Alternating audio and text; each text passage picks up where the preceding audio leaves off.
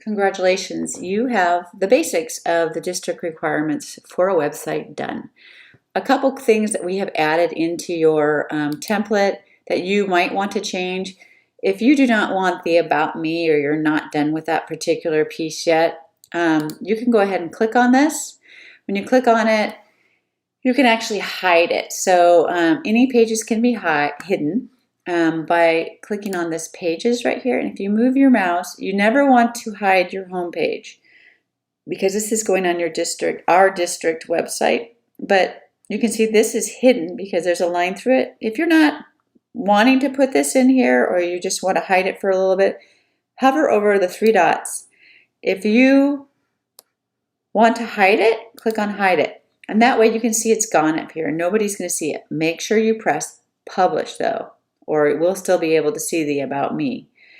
The other thing is if you really don't want an About Me page, you can go up here and you can go to Delete.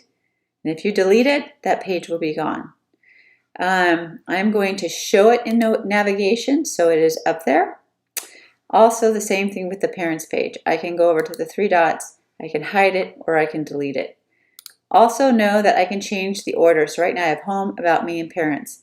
If I want Parents to come before About Me, I can click and hold this and just move. I'm just going to click and hold and move it. You can see right here. And what I want to do is there's a difference between the square and the line. If I want to go right here, now I see Home, Parents, About Me.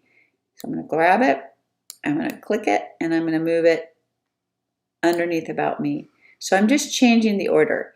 Now again, notice when I click this, Parents, the grabbing, I'm clicking and holding my mouse.